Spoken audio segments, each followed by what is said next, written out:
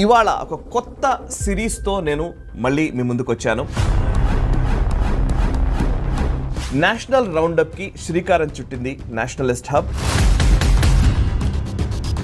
100 వారాల పాటు ఎక్కడా కూడా అసలు మధ్యలో గ్యాప్ లేకుండా నిరాటంకంగా ఈ నేషనల్ రౌండప్ కొనసాగుతూ వస్తోంది. ప్రేక్షకుల ఆదరాభిమానాలు చూరగొని ముందుకు సాగుతోంది. ఇన్ఫిల్ట్రేటర్స్ ని ముందుగా ఆర్మీకి లీక్ చేసి చెప్పేది విలేజెస్. కరెక్ట్. ఎవరైనా కొత్తవాడు వచ్చాడనంటే ఇమీడియట్ గా మనం చూసాం కార్గిల్ వార్ లో ఫస్ట్ వన్ గందర్వాల్స్ ఆ ఏరియాలో ఉన్న మేకలు చేసే వాళ్ళు చెప్పారు. కరెక్ట్. ఈ దేశంలో విచ్ఛిన్నకర శక్తులు ఏ ఎక్స్ట్రీమ్ కైనా పోవడానికి సిద్ధంగా ఉన్నాయి. హిందువులకు ఏం చేశాడు మోదీ అనే ఒక నెగటివ్ భావనను బిల్డ్ చేసే వాతావరణం కూడా వస్తుంది. టూల్ కిట్ గ్యాంగ్ అంటాం మనం ఇప్పుడు. కరెక్ట్. నేషనల్ రౌండప్ 100వ ఎపిసోడ్ రూపంలో ఈరోజు మీ ముందుకు వచ్చింది లైవ్ టెలికాస్ట్ ద్వారా. సురేష్ గారుతో నేను ఈ షో స్టార్ట్ చేయడం నుంచి ఇప్పటి వరకు చూస్తే గ్లోబల్ రౌండప్, నేషనల్ రౌండప్ ఖచ్చితంగా చూస్తామండి అని చెప్పే లక్షలాది మంది ప్రేక్షకులు ఈ మధ్య కాలంలో కలుస్తూ ఉన్నాను. ఎక్కడికి పోయినా కూడా మాట్లాడుతూ ఉన్నారు.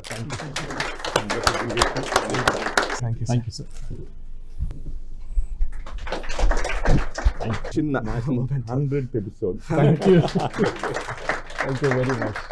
Maybe 200, 300 కూడా నీట్ ఎగ్జామ్ కి సంబంధించి పెద్ద గొడవ నడిచింది. నీట్ లీకేజ్ గురించి వాటి గురించి. ఎగ్జామ్ 5 గంటలకు అయిపోతుంది. 5 గంటల 45 నిమిషాల దాకా ఈ క్వశ్చన్ పేపర్ ఎన్వెలప్ వేసి సీల్ చేయలేదు. ఆ సెంటర్ ఇన్ఛార్జ్ ఆయన టేబుల్ మీద పెట్టుకొని కూర్చున్నాడు. నేషనల్ రౌండప్ 150వ ఎపిసోడ్ మైలురాయికి చేరుకుంది. నేషనల్ రౌండప్ 199వ ఎపిసోడ్తో మీ ముందుకు వచ్చింది. కేరళలో లోక్ భవన్ ఇన్స్ట్రక్ట్ చేశారు because swearing in ceremony comes under the governor. Vande మాత్రం ఫుల్గా పాడారు.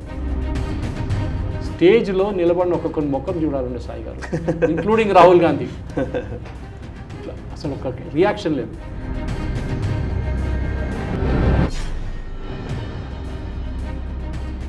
నమస్తే, వెల్కమ్ టు నేషనల్ రౌండప్. జాతీయ వార్తాంశాలని జాతీయవాద దృక్పథంతో విశ్లేషించే చర్చా కార్యక్రమం నేషనల్ రౌండప్ 200 ఎపిసోడ్ రూపంలో మీ ముందుకు వచ్చింది. 200 ఎపిసోడ్లు, 200 వారాలు అంతకంటే ఎక్కువే. 1-2 వారాలు మధ్యలో మిస్ అవ్వచ్చు.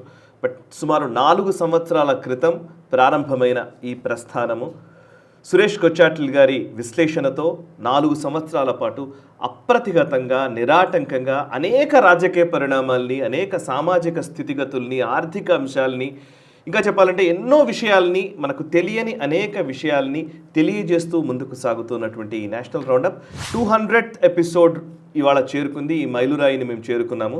అయితే గత వారం నేను చెప్పాను, ఈ వారం ఏదో ఒక కాలేజ్లోనో లేకపోతే స్టూడెంట్స్ మధ్య జరుపుకునే ప్రయత్నం చేస్తామని. అయితే ఇప్పుడు ప్రస్తుతం హాలిడేస్ ఉన్నాయి. చాలా కాలేజెస్ నుంచి మాకు మెయిల్స్, రిక్వెస్ట్లు వచ్చాయి. కానీ బట్ ఎస్, హాలిడేస్ టైం కాబట్టి పిల్లలు ఎక్కువగా అందరూ సెలవులకి ఊళ్ళకు వెళ్ళడం జరుగుతుంది. కాబట్టి ఇది అయిపోయిన తర్వాత మళ్ళీ రీఓపెన్ అయిన తర్వాత మేము అక్కడ నిర్వహించడానికి తలపెట్టాము. అండ్ ఈవెన్ గ్లోబల్ రౌండప్ కూడా 250వ ఎపిసోడ్ అతి చేరువలో ఉంది. సో ఈ నేపథ్యంలో ఈవెన్ 2 కలిపి ఒక్కసారా లేకపోతే వేరువేరుగానో మేము డిసైడ్ చేస్తాము వేరే కాలేజ్కి వెళ్ళడానికి సంబంధించి. అయితే ప్రస్తుతం నేను సురేష్ కొచ్చాట్ల గారిని ఇంట్రడ్యూస్ చేస్తాను. సార్ నమస్కారం. సార్ సురేష్ కొచ్చాట్ల గారు, నేను 4 సంవత్సరాల క్రితం మనం నేషనల్ రౌండప్ స్టార్ట్ చేసే మొదటి రోజు నాకు ఇప్పటికీ గుర్తుంది. జూలై 30th రోజు ఫస్ట్ ఎపిసోడ్ మనం ఎయిర్ చేసాం. ఆ రోజు టెలికాస్ట్ చేసాం. నా బర్త్డే, మీ బర్త్డే రోజు. యాక్చువల్లీ అది అంతగా ప్లాన్ కూడా చేయలేదు. ముందు రోజు అనుకున్నాము, నెక్స్ట్ డే స్టార్ట్ చేసాం. ఎక్కువ రోజులు కూడా గ్యాప్ తీసుకోలేదు. గ్యాప్ తీసుకుంటే ఎక్కువ ప్లానింగ్లో పోతుంది సార్, స్టార్ట్ చేద్దామని అనుకున్నాం ఆ రోజు. సో 4 సంవత్సరాలు అవుతుంది సార్. ఇంకా జూలై 30th స్టార్ట్ అయింది అని అంటే కనుక 2 నెలలు ఉంది. బట్ 200 ఎపిసోడ్లు పూర్తయిన ఈ టైంలో ఆ రోజు నేషనలిస్ట్ హబ్కి అరౌండ్ 5 లక్షల దాకా సబ్స్క్రైబర్స్ ఉన్నారు. ఇవాళ 11 లక్షల దగ్గరలో ఉన్నారు సబ్స్క్రైబర్స్. సో అంటే 6 లక్షలు పెరిగారు ఇప్పటికీ. ఆ రోజున్న పరిస్థితికి ఈ రోజున్న పరిస్థితికి. అండ్ మీరు అప్పుడు ఫస్ట్ మిమ్మల్ని నాకు తెలిసి ఆ అదృష్టం నాకే దక్కిందేమో తెలుగులో ఫస్ట్ మీతో ఇంటర్వ్యూ చేయడానికి. అండ్ మిమ్మల్ని ఈ నేషనల్ రౌండప్లో కంటిన్యూస్గా మనం ఇంట్రడ్యూస్ చేయడము, ఇవన్నీ ఇంటర్వ్యూస్ చేయడము. ఇప్పుడు మీరు అన్ని ఛానల్లో బిజియెస్ట్ జర్నలిస్ట్గా, బిజియెస్ట్ అనలిస్ట్గా ఉన్నారు ఇవాళ తెలుగులో. అదే సాయి గారు, మనం ఆ రోజు మొదలుపెట్టినప్పుడు కూడా దానికన్నా ముందు కూడా మిమ్మల్ని తెలుసు ఈ ఫీల్డ్ నుంచి. కానీ నాకు నచ్చింది ఏంటంటే నేషనలిస్ట్ హబ్ అప్పుడు కూడా గిరిధర్ గారి షోస్ చూస్తుంటే అప్పుడప్పుడు నేను వచ్చి 1-2 షోస్ మీ దగ్గర కూడా చేస్తుంటే. కానీ మన తెలుగు మీడియాకున్న అన్నిటికంటే పెద్ద వీక్నెస్ మీరు ఒక స్ట్రెంగ్త్గా కన్వర్ట్ చేసుకున్నారు, అది కంటెంట్, ఓకే, క్వాలిటీ కంటెంట్. ఎందుకంటే ఏదో బ్రేకింగ్ న్యూస్ కాకుండా, ఏదో స్కాండల్ న్యూస్ కాకుండా, ఏదో ఫేక్ న్యూస్ కాకుండా జరిగింది ఏంటి, ఎందుకు జరిగింది అనేది చాలా క్లియర్గా, అది గిరిధర్ గారు ఉండొచ్చు, నేను ఉండొచ్చు, ఒకసారి రాకా సుధాకర్ గారు ఉండొచ్చు, భాస్కర్ యోగి గారు ఉండొచ్చు, ఇట్లా చాలామంది వచ్చి చెప్తూనే పోతుంటారు. ఇది చాలా ఇంపార్టెంట్. ఎందుకంటే చాలా మటుకు మన ప్రేక్షకులు నన్ను మెసేజ్ చేస్తుంటారు, కలుస్తుంటారు, రెస్టారెంట్కి వెళ్తే అక్కడ కలుస్తారు, మాల్కి వెళ్తే అక్కడ కలుస్తారు, మన కార్ సర్వీసింగ్కి ఇచ్చిన అక్కడ కలిశారు. దాని మేనేజర్ నా దగ్గర వచ్చి టాటా సర్వీస్ వచ్చి సురేష్ గారు మీ వీడియోలో చూస్తారని సార్ చాలా బాగుంది. So that is the kick we get out of it. Correct. Okay, ఎందుకంటే మనం ఏం చేయట్లేదు, ఎక్స్ట్రాడినరీగా ఏం చేయట్లేదు. ఏంటంటే బేసిక్ రిసర్చ్ చేసి పొద్దున్న 4:30 5 గంటలకు లేచి రిసర్చ్ చేసి ఆ రోజుకి చెల్లే ఛానల్స్కి వాళ్ళందరికీ టాపిక్ పంపించి వాళ్ళ దగ్గర వాళ్ళ ప్రశ్నలు తయారు చేసుకొని దాన్ని బట్టి మనం చేస్తున్నాం. తెలుగు ఛానల్స్కి ఇదొక వీక్నెస్ ఉంది చాలా మటుకు. అది మీలాంటి ఛానల్స్, నేషనల్ స్టాప్ లాంటి ఛానల్స్ చాలా బాగా ఎక్స్ప్లాయిట్ అని యూజ్ చేయకూడదు వర్డ్, కానీ వాడుకున్నారు దాన్ని. ఎందుకంటే మీరు కంటెంట్ క్రియేట్ చేస్తారు. I think that is the ultimate sign off line మీకు సాయి గారు. అది heads off to you and your team. ఎందుకంటే చాలా మటుకు ఇన్ని రోజులు నడిపించుకుంటూ పోతున్న ఛానల్, ఇట్లాంటి ఛానల్స్ ఎక్కువ రోజులు నడవవు, కానీ మీరైతే ఇన్ని సంవత్సరాల నుంచి దాన్ని క్యారీ చేసుకుంటూ పోతున్నాం. మీరు చెప్పినట్టు 5 లక్షలు, ఇప్పుడు 11 లక్షలు అయింది, రేపు 20 లక్షలు కావచ్చు. కానీ end of the consistency, end of the day చెప్తారు, పేరుతో చెప్తారు సాయి గారు. అవును, కరెక్ట్. మిమ్మల్ని నేషనల్ స్టాప్లో చూశాను, that is the kick. Correct. నాకు అసలు చాలా మంది నన్ను అడుగుతూ ఉంటారు, సార్ సురేష్ గారు నేను పర్సనల్ ఇంటర్వ్యూ ఇప్పుడు చేయలేదు, మీరు చాలా ఇంటర్వ్యూస్లో మీరు పర్సనల్ ఇంటర్వ్యూస్ ఇచ్చుంటారు, మీ ప్రొఫైల్ ఎక్కడి నుంచి వచ్చారు ఏంటి అనేది. అంతకంటే ఎక్కువ నాకు బేసికల్లీ అంటే మిమ్మల్ని చూస్తుంటే అనిపిస్తుంది, మీరు అసలు మీ వయసుకి మీరు చేస్తున్న పనికి, అసలు నేను వయసు ఆడడం తప్పేమో నాకు తెలిసి, బట్ స్టిల్ చెప్తున్నాను నేను, మీరు చేస్తున్న పనికి పొద్దున్న నుంచి రాత్రి వరకు కాంటెంట్ కోసం పరుగులు తీయడం, అందులో స్పెసిఫిక్గా ఇగో ఈ ఇష్యూ ఉందంటే ఆ ఇష్యూలో ఎవరు చెప్పని కోణాన్ని మీరు ఎంచుకుంటారు. నేను వేరే ఛానల్లో కూడా చేస్తున్న రోజులున్నాయి కదా. సో దట్ ఆ కిక్ అంటే ఒక ఇష్యూ వచ్చిన వెంటనే ఆ ఇష్యూలో ఇరాన్ వార్ అనుకోండి, ఇరాన్ వార్ అనగానే మీరు ఇట్లా ఫింగర్ టిప్స్ మీద చెప్పేస్తారు. గిరిధర్ గారు మీరు ఇట్లా అది చెప్పే విధానం నుంచి మేము చాలా ఇన్స్పిరేషన్ తీసుకుంటాం. మాలాంటి వాళ్ళం ఏంటంటే మేము ఇంకా రీసెర్చ్ చేయాలి, ఇంకా చదవాలి, సురేష్ గారితో ఇంటర్వ్యూ చేయాలని నేను ముందు ప్రిపేర్ అవ్వాలి. సో అది ఏం జరిగిందనే కాదు సాయి గారు, ఎందుకు జరిగిందనేది, ఎగ్జాక్ట్లీ వై ఏం జరిగిందనేది ఇప్పుడు ఎవరు పట్టించుకోవట్లేదు. ఎందుకంటే బ్రేకింగ్ న్యూస్ కల్చర్లో ఉంది అది. ఓకే, ఒక డ్రోన్ అటాక్ జరిగింది కువైత్ మీద, ఎందుకు జరిగింది, ఎందుకు చేశారు ఇరాన్, అది మన అనాలిసిస్లో ఉంటుంది. డ్రోన్ ఉంది, వెళ్ళింది, వాళ్ళు కౌంటర్ చేసుకున్నారు, అదంతా న్యూస్ అది. బట్ వై ఇట్ హ్యాపెండ్, ఎందుకంటే మనం చూస్తాం. ఇప్పుడు నేను 1989లో I join Times of India బెంగళూరులో. అప్పుడు ఆ రోజులో print media was the king, television చాలా తక్కువ. ఏషియన్ గేమ్స్ తర్వాతనే టెలివిజన్ వచ్చింది 85 తర్వాత. Then world is weak, Pranay Roy, దాని తర్వాత ఎన్డీటీవీ వచ్చింది, న్యూఢిల్లీ టెలివిజన్, ప్రణయ్ రాయ్ గారిది. దాని తర్వాత మెల్లమెల్లగా కొన్ని ఛానల్స్ రావడం మొదలైంది. కానీ మన ప్రింట్ మీడియా అప్పుడు ఆ స్ట్రెంగ్త్ ప్రింట్ మీడియా మెయిన్, ఇప్పుడు కూడా అది ఉంది సాయి గారు. ప్రింట్ మీడియా డెడ్ అంటారు కరెక్ట్, కానీ స్కిల్ వాళ్ళు చేసినంత రీసెర్చ్ ఎవరు చేయట్లేదు. రైటింగ్ ఇప్పుడైతే చాట్ జీపీటీ ఉంది, ఆ రోజు చాట్ జీపీటీ లేదు. ఒక ఆర్టికల్ రాయాలంటే దాన్ని బట్టి రీసెర్చ్ చేసి రాయాల్సింది. నాకు ఫస్ట్ టైం, నేను ఎప్పుడు ఫీచర్స్ ఎడిటర్గా ఉన్నప్పుడు నాకు అంత టెన్షన్ లేదు, ఎందుకంటే సప్లిమెంట్లు ఉంటాయి. తెలుసు Dasara, Diwali, Christmas, new year, Telugu Andhra Pradesh formation day, అన్ని డేట్లు ముందే ఉంటుంది మన దగ్గర.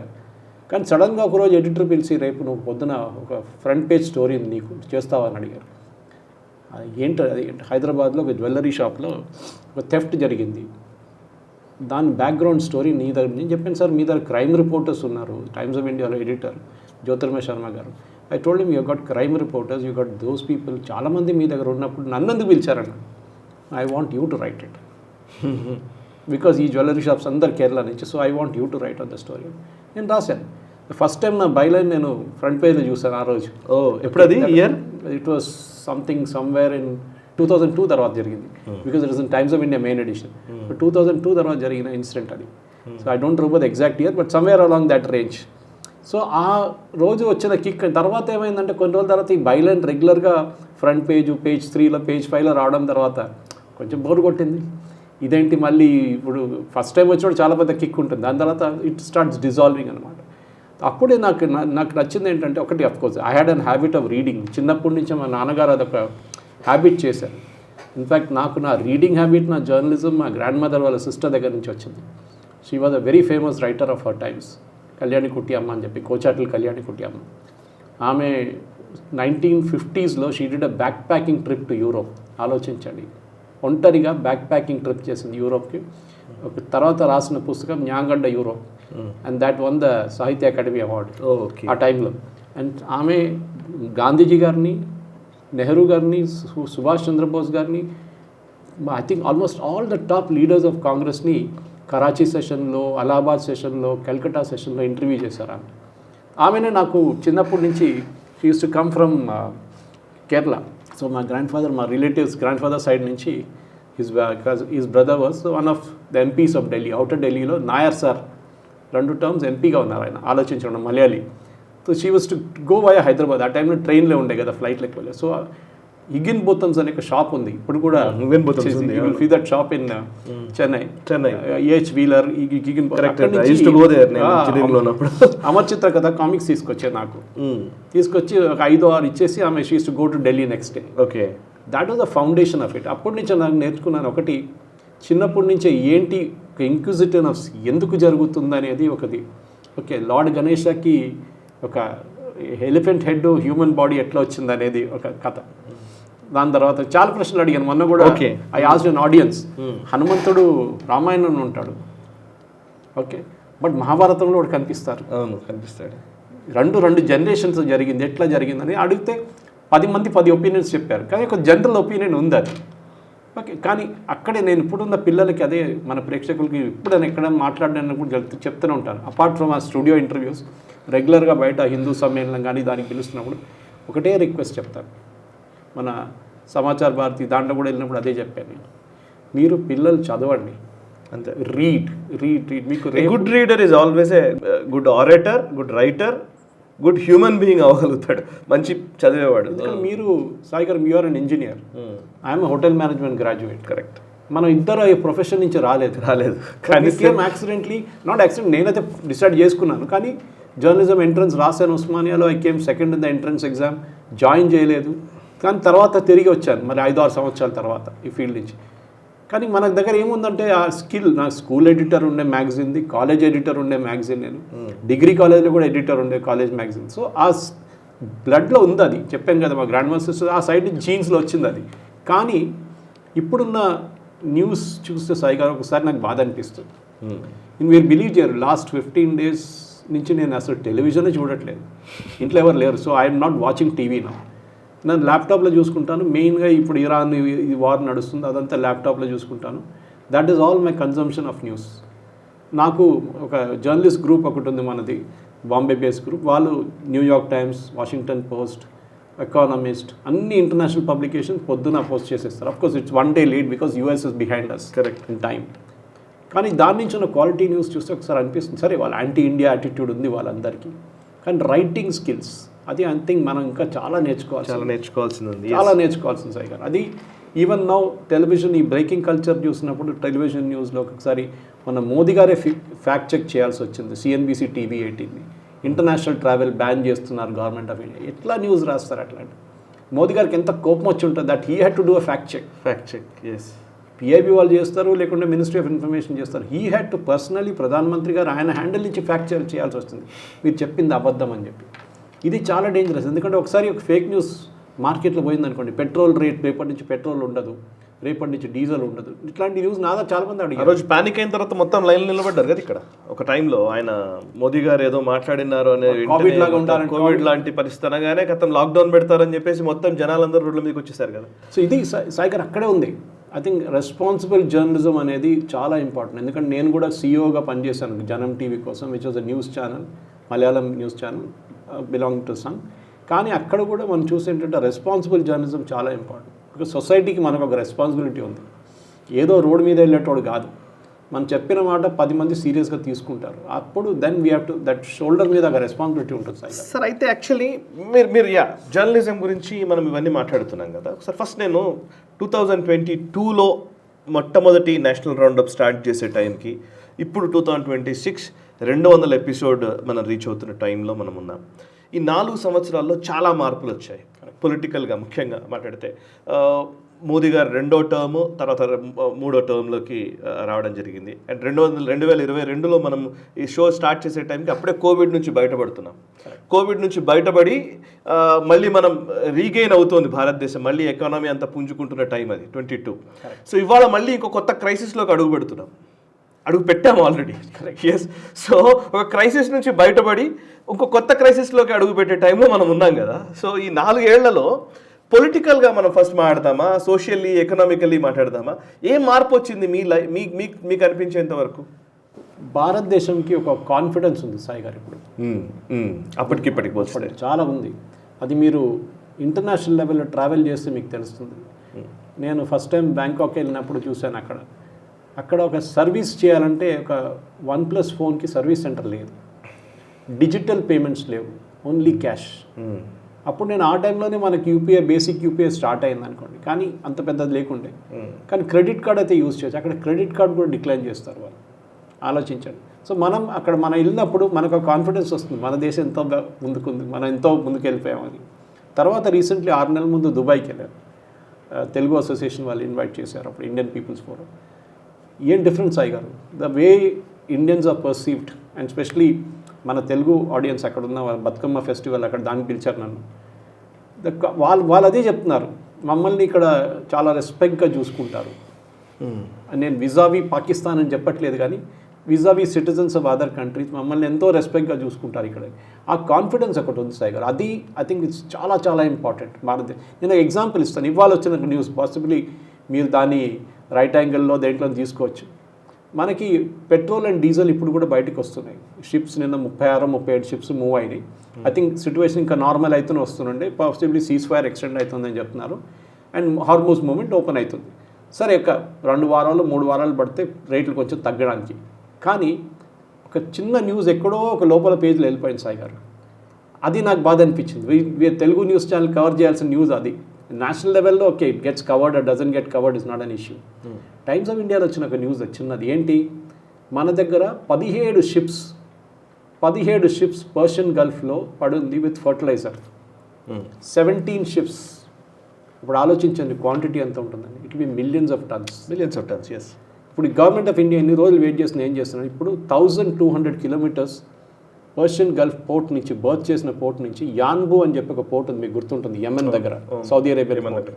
వాళ్ళకి ఒక పైప్ లైన్ కూడా ఉంది అక్కడ, east west pipe line. Government of India ఈ వారం నుంచి ట్రక్స్ యూజ్ చేసి ఈ కంప్లీట్ కంటింజెంట్ని మూవ్ చేస్తున్నారు. వీళ్ళు కంప్లీట్ తీసుకొస్తున్నారు యాన్బు దాకా. అక్కడి నుంచి మళ్ళీ షిప్స్లో దాన్ని ఇండియాకి తీసుకొస్తున్నారు. ఆలోచించండి. నా థింకింగ్ ఇక్కడ కూర్చొని ఫర్టిలైజర్ లేదు, ఏం చేయాలి తెలియదు. యుఎస్ ఇస్ సఫరింగ్ సాయి గారు. యుఎస్ ఫార్మర్స్ దగ్గర మీరు చూడండి, ప్రెసిడెంట్ ట్రంప్కి అన్నిటికంటే పెద్ద కాన్స్టిట్యువెన్సీ యూఎస్లో, లైక్ అవర్ పొలిటీషియన్స్ ఆల్సో, వాళ్ళ ఫార్మింగ్ కమ్యూనిటీ. వాళ్ళ దగ్గర ఫర్టిలైజర్ లేకుంటే ఈసారి స్కిప్ చేస్తున్నారు, ఒక క్రాప్ స్కిప్ చేయబోతున్నారు వాళ్ళు. బందరు ఆలోచండి, ఖరీఫ్ లేకుంటే మళ్ళీ ఇది నెక్స్ట్ అది మనం ఒక స్కిప్ చేస్తే ఎట్లా ఉంటుంది? అది రబీ ఖరీఫ్ ఏదైనా ఒకటి స్కిప్ చేయాల్సి వస్తుంది. కాదు, జూన్లో మనకి ఫర్టిలైజర్ కావాలి. We are already end of May అయిపోయాం మనం. June 2nd week 3rd week నుంచి ఫర్టిలైజర్ ప్రాబ్లమ్ స్టార్ట్ అవుతుంది. యాజ్ సూన్ యాజ్ పాసిబుల్ ఇది యాన్బుక్ తీసుకొచ్చి అక్కడి నుంచి షిప్లో ఎక్కించుకొని ఇండియాకి ఆ థింకింగ్ ఉంది చూడండి, అది మార్పు. లేకుండా ఏం చేసుకుంటాం, మనం సౌదీ అరేబియా ఏడుచుకుంటాం, వాళ్ళ దగ్గర ఏడుచుకుంటాం, లేదని చెప్తాం, ఏం చేయాలని చెప్తాం. ఇది మన పాతగా, నేను కాలేజ్లో ఉన్నప్పుడు అంతా మనం we lived in era of shortages. ఇప్పుడున్న పిల్లలకి తెలియదు ఇది ఎరా ఆఫ్ షార్టేజెస్ ఏంటనేది. ఒక పాల ప్యాకెట్ కోసం నాకు ఇప్పుడు కూడా గుర్తుంది. నేను కాచిగూడ కాలనీలో ఉన్నప్పుడు, చిన్న స్కూల్లో ఉన్నప్పుడు, కాచిగూడ కాలనీలో మిల్క్ బూత్ ఉంది ఒకటి, మన ఏపీ విజయవాడది. ఆ టైంలో కూడా అక్కడ వెళ్ళి లైన్లో నిలబడి పాల ప్యాకెట్లు తీసుకోవాలి. కూపన్ ఒకటి ఇస్తారు వాళ్ళు నెలకు స్టార్టింగ్లో. ఆ కూపన్ తీసుకుపోయి లైన్లో నిలబడి పాల ప్యాకెట్ తీసుకురావాలి. ఆ సిచ్యువేషన్ నుంచి ఇప్పుడు we come to a state where మన ఇంటికి ఏ పాల ప్యాకెట్, ఏ బ్రాండు, ఏ క్వాలిటీ, ఫుల్ టోన్ కావాలన్నా, హాఫ్ టోన్ కావాలన్నా, లేకుంటే స్కిమ్ బిల్ కావాలన్నా మీకు వస్తుంది. ఆ మార్పు చూడండి. చిన్నప్పుడు అమూల్ స్ప్రే అని చెప్పి మన దగ్గర ఒక పౌడర్ వస్తుండే యూఎస్ నుంచి. We are a nation deficient in milk. US నుంచి మన పాల పౌడర్ తెచ్చుకొని మన పిల్లలకి ఇస్తుండే. ఆ టైంలో పిల్లలు, నేను కూడా తాగాను అది చిన్నప్పుడు. అమూల్ స్ప్రే నుంచి we come operation flood thanks to doctor Varghese Kurien. ఒక స్టేట్కి వచ్చాము ఇప్పుడు మన దగ్గర నుంచి కావాలంటే ఏ మిల్క్ కావాలంటే మనం ఎక్స్పోర్ట్ చేస్తాం, అంత మిల్క్ మన దగ్గర ఉందన్నమాట. కానీ మన ఒక ప్రొటెక్టెడ్ సెక్టర్గా ఈ కాన్ఫిడెన్స్ చూడండి సాయి గారు, that we can do it. నేను ఇప్పుడు ఒక మాట చెప్తున్నాను, కాన్ఫిడెన్స్ అని మీరు అంటున్నారు కదా. ఇప్పుడు యాక్చువల్లీ నేను ఇది ఖచ్చితంగా డిస్కస్ చేయాల్సిన అంశం. ఇప్పుడు వాళ్ళ రాహుల్ గాంధీ ఉన్నాడు అనుకోండి, మీరు రాహుల్ గాంధీని పదే మీరు ఎన్ని ఆయన మాట్లాడుతున్న అబద్ధాలన్నింటిని ఎంత ఎక్స్పోజ్ చేస్తారో నాకు తెలుసు. రాహుల్ గాంధీకి సంబంధించిన వాటి ముఖ్యంగా సురేష్ కొచ్చాట్ల గారి ట్విట్టర్ హ్యాండిల్ మీరు ఫాలో అయితే మీకు అర్థమవుతుంది అసలు ఎన్ని అబద్ధాలు రాహుల్ గాంధీ చెప్తాడనేది తెలుస్తుంది. Basically Congress eco system. Sir actually Rahul Gandhi ఈ మధ్యకాలంలో ఇన్ఫ్లేషన్ మ్యాన్ అని, మెహంగాయి పెరిగిపోయిందని, ద్రవ్యోల్బణం పెరుగుతోంది, ధరలు పెరుగుతున్నాయి, ఇవన్నీ మాట్లాడుతున్నారు. అండ్ ఇంకోటి, మోదీ అమెరికాకు అమ్ముడు పోయాడు, డొనాల్డ్ ట్రంప్ చెప్పినట్టు వింటున్నాడు, ఈ మాటల్ని పదే మాట్లాడుతున్నారు. మీరేమో భారతదేశంలో ఒక కాన్ఫిడెన్స్ని బిల్డ్ చేస్తున్నారు, ఒక కాన్ఫిడెంట్ భారత్ ఇప్పుడు కనబడుతోందని మీరు అంటున్నారు. సో కాంగ్రెస్ ఎకోసిస్టమ్ మాత్రం దానికి భిన్నంగా, అంటే మొత్తంగా ఎకానమీని, మన ఆర్థిక వ్యవస్థనే కుప్పకూల్చారు, ఆర్థిక రంగంలో మనం విఫలమైపోయాము అనే మాట మాట్లాడుతున్నారు. ఈవెన్ డిప్లొమసీ ఫెయిల్యూర్ అని కూడా వ్యాఖ్యలు చేస్తున్నారు. How do look at it? అసలు నిజంగా దీనిలో నిజం ఎంత, అబద్ధం ఎంత? సాయి గారు ఫ్యాక్ట్స్తో మాట్లాడాలి. ఎప్పుడు రాహుల్ గాంధీ ఫ్యాక్ట్స్తో మాట్లాడారు. అది మనకు తెలుసు. ఇది ఫస్ట్ టైం కాదు, సెకండ్ టైం కాదు. ఆయనకి నంబర్స్ అనగానే నంబర్స్ ట్విస్ట్ చేసి చెప్తారు. ఇన్ఫ్లేషన్ పెరిగిందంటారు. I want ask Rahul Gandhi, what is the inflation now? 2004 నుంచి 2008 మన ఇన్ఫ్లేషన్ వాజ్ అరౌండ్ 5 to 6%. ఎవరు? ఎకానమిస్ట్ మన్మోహన్ సింగ్ గవర్నమెంట్ టైంలో. 2009 to 2013 మన ఇన్ఫ్లేషన్ 10 నుంచి 12% ఉంది. 2014 నుంచి 2015కి inflation was between 3 to 5%. Okay, మీరు దాని తర్వాత కోవిడ్ వచ్చింది, మనకు అందరూ తెలిసింది. కోవిడ్ టైంలో 2010 నుంచి ఎప్పుడు ఎంత అవుతుంది సార్? 2014 నుంచి 2019 దాకా ఇప్పుడు మోదీ గవర్నమెంట్ టైంలో 3.5 to 5% inflation. Manmohan Singh government 2 terms ఉంటుంది. ఒకటి ఎకనామిక్ ఎక్స్పాన్షన్ జరిగినప్పుడు, దట్ ఈస్ 2004 to 2008, 4 సంవత్సరాలు 5 నుంచి 6%.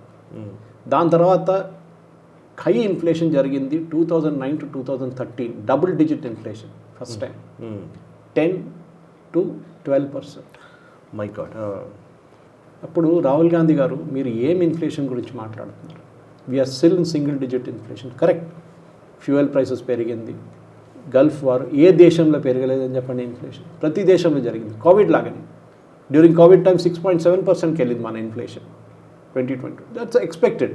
ఎందుకంటే అప్పుడు ఏం లేదు, అసలు రాబడి లేదు, ఏం లేదు. ఇన్ఫ్లేషన్ పిక్డ్ అప్ డెఫినెట్లీ, దీంట్లో డౌట్ లేదు. కానీ మోదీ గవర్నమెంట్ ఉన్నప్పుడు కూడా ఇప్పుడు 3, 4, 5, 6% నడుస్తున్నాడు. మీ గవర్నమెంట్ ఉన్నప్పుడు 10 నుంచి 12, అది మీరు ఎందుకు మాట్లాడలేదు?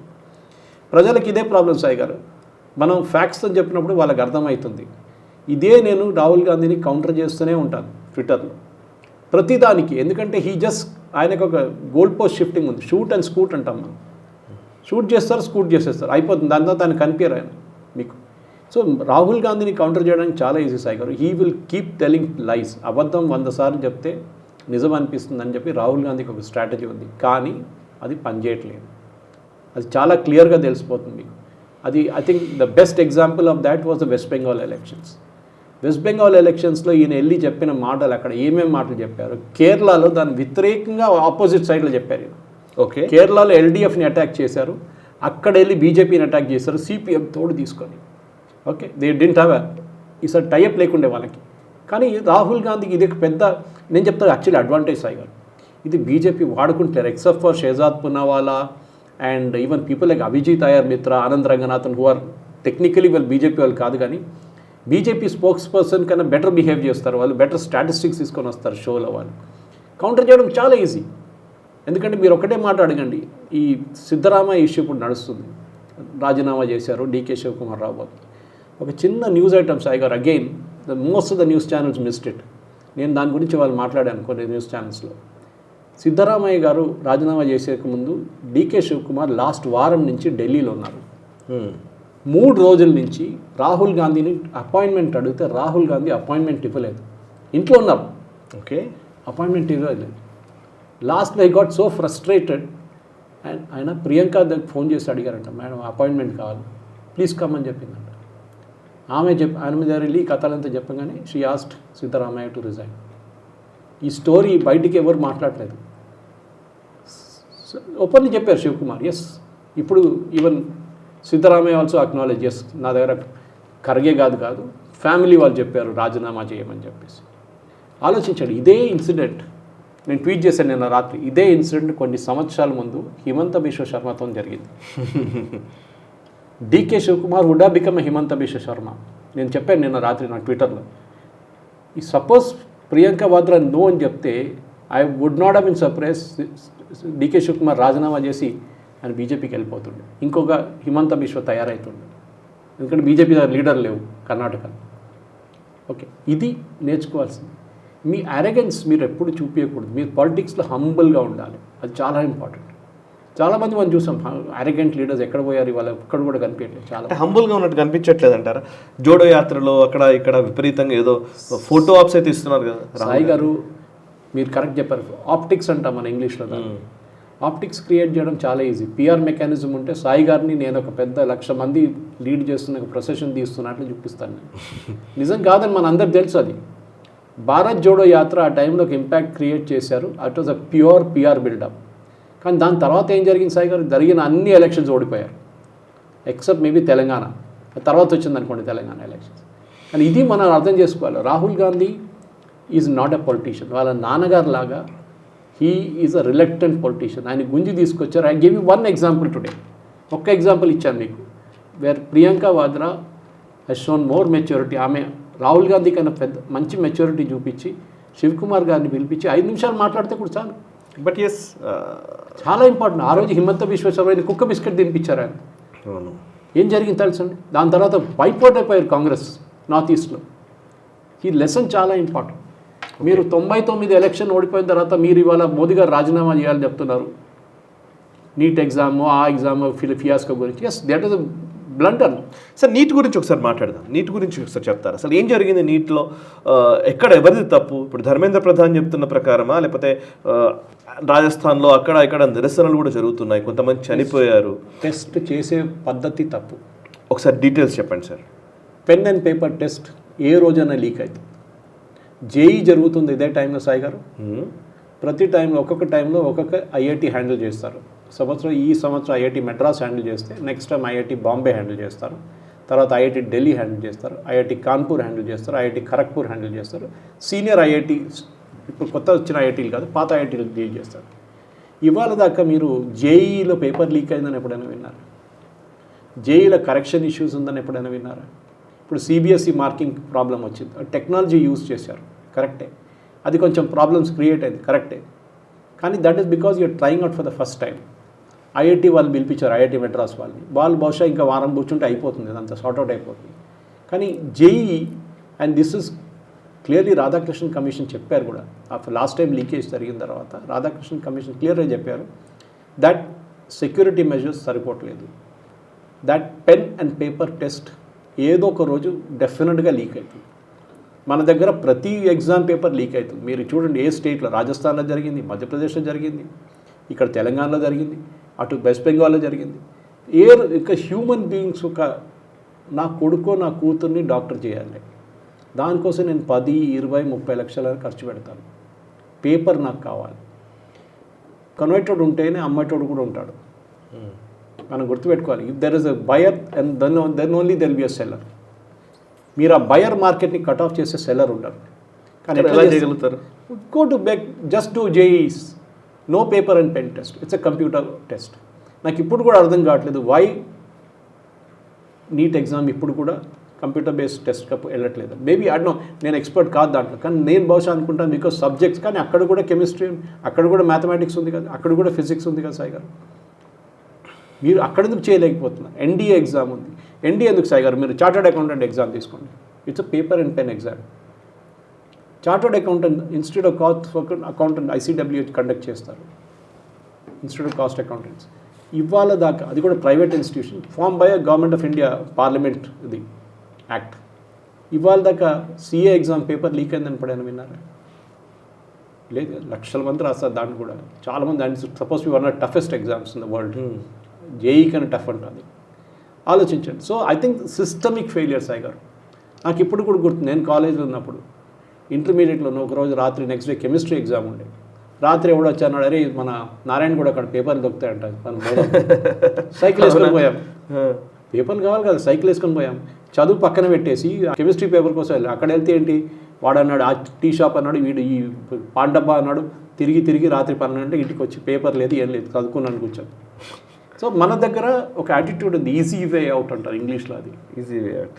ఏది, నాకు పేపర్ ఇప్పించి నా అమ్మ నాన్నగారు, in fact this a joke Sai garu, రాడ్ జోక్ రియల్లీ ఇట్ హ్యాపెన్. ఒక బిజినెస్ మ్యాన్ వాళ్ళ కొడుకుకి పేపర్ కొన్నాడు, ఫుల్ పేపర్ ఇచ్చాడు వాడికి, వాడు 170 మార్కులు స్కోర్ చేశాడు అంతే. పేపర్ వచ్చిన తర్వాత కూడా అదే. సో ఐ థింక్ మన సొసైటీలో ప్రాబ్లమ్స్, ధర్మేంద్ర ప్రధాన్ రాజీనామా చేస్తారు, ప్రాబ్లమ్ సార్ట్అవుట్ అయిపోతుందా? మీ పర్సనల్ సాటిస్ఫాక్షన్ ఉంటుంది. రైల్వే యాక్సిడెంట్ జరిగినప్పుడు ఆ టైంలో లాల్ బహదూర్ శాస్త్రి గారు రాజీనామా చేశారు. దాని తర్వాత యాక్సిడెంట్లు జరగలేదా? జరిగింది కదా. But you have to set the system right. సరే, ఇప్పుడు కరెక్టే, కానీ వైష్ణవ్ గారు చెప్పారు, ఇంత చెప్పారు యాక్సిడెంట్ జరిగింది అది ఇది అని చెప్పి. నౌ టెక్నికల్ టచ్ కూడా జరగకూడదు. Last 3 months 4 months 5 months 6 months నుంచి మేజర్ యాక్సిడెంట్లు ఎక్కడ మనం వినలేదు. చిన్న అక్కడెక్కడ జరుగుతుంటుంది. కవచ్ సిస్టమ్ వచ్చింది చాలా మటుకు, it's working really well. First Kavach 100% south central రైల్వేలో జరిగింది. కానీ నేనేం చెప్తున్నా అంటే, ప్రతి దానికి దేనికి ఒక కమిటీ పెట్టారు, Supreme Court monitored it, Radhakrishna committee recommendations ఇచ్చారు. Security of the paper is the problem. మీరు పేపర్ సెట్ చేస్తున్నప్పటి నుంచే లీక్ అవడం ఛాన్సెస్ ఉంది. అప్పుడు మీరు అడగొచ్చు, ఐఐటీలో జేఈ కూడా అదే కావచ్చు కదా. జంప్లింగ్ అప్ ఆఫ్ క్వశ్చన్స్ నడుస్తుంది అక్కడ. ఇదేంటి, స్టేట్ బ్యాంక్ ఒక సెట్ పంపిస్తారు, కెనరా బ్యాంక్ ఇంకో సెట్ పంపిస్తారు. స్టేట్ బ్యాంక్ పేపర్లో రిలీజ్ చేయాలంటున్నారు, ఒకసారి తప్పుగా కెనరా బ్యాంక్ పేపర్స్ రిలీజ్ చేస్తారు 2 సెంటర్స్లో, ఎగ్జామ్ క్యాన్సిల్ అయింది అక్కడ. సో మీరు సరే పిల్లలకి చాలా టెన్షన్ ఉంటుంది, పేరెంట్స్కి దానిపైన టెన్షన్ ఉంటుంది. లీక్ చేసి ఎవడో అడ్మిషన్ తీసుకున్నా అంటే I think the biggest criminal. నేను దాన్ని మర్డర్ కన్నా పెద్ద తీసుకుంటాను, ఎక్స్ట్రీమ్ తీసుకుంటాను దాన్ని. సో డెఫినెట్గా మీరు చెప్పిన దాని ప్రకారం yes, it has to be confidential, it has to be good. కానీ ఈసారి ఐఏఎఫ్ ఎయిర్క్రాఫ్ట్ యూస్ చేస్తూ అంటున్నారు. ఏం చేసినా కానీ ఈ లాస్ట్ మైల్ కనెక్టివిటీలోనే పోతుంది ఇదంతా. ఎక్కడో లీక్ చేసేటోళ్ళు చేస్తారు, మీరు ఎంతైనా చేయండి. You have to convert to full proof format. బహుశా ఐఐటీల దగ్గర అడిగితే వాళ్ళు సొల్యూషన్ చెప్తారు మీకు ఏం చేయాలని. కానీ మన దేశంలో ఒక కల్చర్ ఉంది సాయి గారు, మీరు చూసుంటారు. పేరెంట్స్ వాళ్ళ పిల్లల కోసం వాళ్ళు స్ట్రగుల్ చేసి చదువుకోవాలని ఎప్పుడు చెప్పట్లేదు. కొంతమంది ఉంటారు, 90% మంది ఉంటారు. 10% మందికి ఏంటి, నేను పేపర్లు ఇప్పించి మా పిల్లల్ని ఒక డాక్టర్ చేస్తాను, ఇది వాళ్ళకి, ఇది కాకపోతే చైనాకి పంపిస్తాను, ఇది కాకపోతే ఫిలిపీన్స్ పంపిస్తాను, కానీ వాళ్ళు డాక్టర్ చేస్తాను నేను. నేను ఎప్పుడు చెప్తున్నాను, concept is called unrealised dreams అంట. ఓకే, నేను డాక్టర్ కాలేకపోయాను, నేను ఐఐటీకి వెళ్ళలేకపోయాను, నేను ఐఏఎంకి వెళ్ళలేకపోయాను, మా పిల్లలు వెళ్ళాలి. ఓకే, ఇది మీరు అప్పుడు మీ పిల్లల దగ్గర అడగారు, వాళ్ళకి ఇంట్రెస్ట్ ఉందా అని అడగారు ఎప్పుడు. And I have spoken about this number of times. Genuinely interest ఉంది మెడిసిన్ అంటే వెళ్ళమని చెప్పండి, నో ప్రాబ్లం. ఓకే, చైనాలో కోర్స్ ఉంది ఇప్పుడు, పిల్లలు అక్కడ వెళ్ళి వస్తున్నారు, తర్వాత ఎగ్జామ్ రాయాల్సి వస్తుంది ఇండియాలో to clear the local end of the exam. కానీ అది కాదు పాయింట్. మన దగ్గర ఎన్నో మెడికల్ కాలేజ్ ఎక్స్పాండ్ అయినాయి ఇప్పుడు, ముందు చూస్తే చాలా మటుకు వచ్చినాయి. కానీ at the end of the day there is a shortage even now, దాంట్లో డౌట్ లేదు. మీరు రేపు 10,000 మెడికల్ సీట్స్ పెడితే డైల్యూట్ అయిపోతుంది, entire concept will get diluted. నా ఫ్రెండ్స్ కొంతమంది ఉన్నారు ఐఐటీలో, ఓల్డ్ ఐఐటీ ఫార్మాట్లో చదివిన వాళ్ళు, వాళ్ళే అంటున్నారు ఈ కొత్త ఐఐటీలో వచ్చారు చూడు సురేష్ గారు, అకాడమిక్స్ బాగలేదు, ప్రొఫెసర్స్ బాగలేరు అక్కడ, ప్రొఫెసర్స్ మంచి సీనియర్ ప్రొఫెసర్ లేరు. ఐ మీన్ ఐఐటి మెడ్రాస్ ఇప్పుడు కూడా ప్రొఫెసర్ కామకోటి పేరు మీద ఉంది ఇప్పుడు కూడా, ఆయన అక్కడ even though is a director, but still that name is there. ఐఐటీలో పనిచేస్తున్న ప్రొఫెసర్స్కి మన దగ్గర ఇంజనీరింగ్, ప్రైవేట్ ఇంజనీరింగ్ కాలేజ్ చేస్తున్న ప్రొఫెసర్స్ కన్నా చాలా తక్కువ salary. They work for motivation Sai garu, simple as that. నేను ఎప్పుడు చెప్తుంటాను చూడండి, యునైటెడ్ స్టేట్స్ అమీర్పేట్లో చేసే పని మన దగ్గర ఉన్న ఇంజనీరింగ్ కాలేజెస్ చేయాలండి, అది వాళ్ళు చేయట్లేదు. So I think end of the day yes, రాజీనామా చేస్తే ప్రాబ్లమ్ సార్ట్అవుట్ అయిపోతుందంటే రేపు పొద్దున్నే ధర్మేంద్ర ప్రధాన్ మోదీ గారు సాక్ చేస్తారు. కానీ will that solve the problem? It will not solve the problem. Problem will get solved only when మీరు ఒక ఫుల్ ప్రూఫ్ సిస్టమ్ తీసుకొచ్చి ఎమ్యులేట్ సమ్ అదర్ ఎగ్జామ్స్, ఈ ఎగ్జామ్ని ఎమ్యులేట్ చేయవచ్చు, ఐఐటి జేఈని ఎమ్యులేట్ చేయవచ్చు, లేకుంటే ఇంకేదైనా ఎగ్జామ్ నడుస్తున్నప్పుడు confidential, even SSB interviews for example, staff selection board కూడా అది కూడా చేయొచ్చు, మీరు ఎన్డీఏ ఎగ్జామ్స్ లాగా అది కూడా చేయొచ్చు.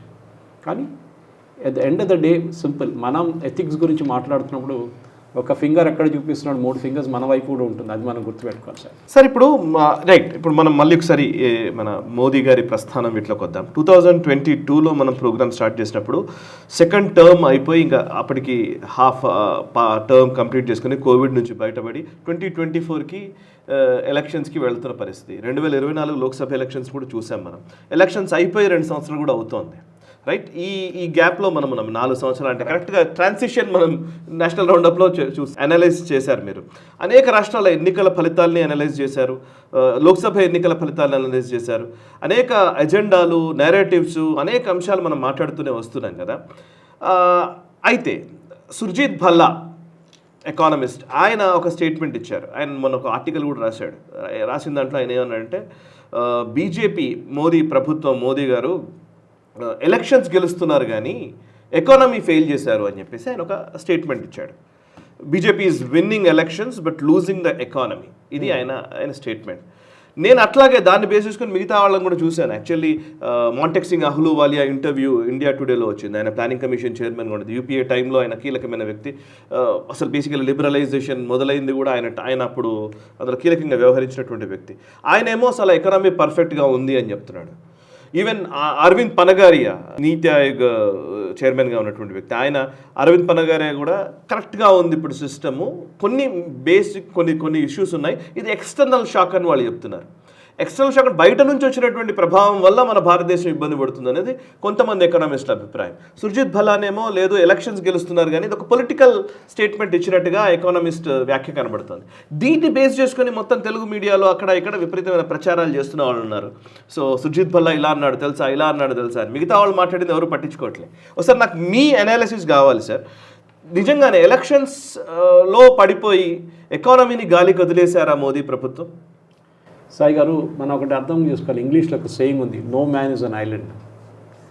ప్రతి దేశం ఇప్పుడున్న 192 యునైటెడ్ నేషన్స్లో ఎంత ఉందో మ్యాక్సిమం అదే అనుకుంటాను, ప్రతి దేశం మీద ఇంపాక్ట్ పడ్డది. అమెరికా వాళ్ళ 100% వాళ్ళకి కావాల్సిన ఆయిల్ వాళ్ళే ప్రొడ్యూస్ చేస్తారు, 100 కన్నా ఎక్కువ చేస్తారు యాక్చువల్లీ వాళ్ళు. ఇప్పుడు చెప్పండి నాకు, అమెరికాలో గ్యాస్ ప్రైస్లు అంటే పెట్రోల్, డీజిల్, గ్యాస్ ప్రైస్లు పెరగాలన్నా లేకుంటే సేమ్ లెవెల్లో ఉండాలన్నా? సేమ్ లెవెల్లో ఉండాలి కదా.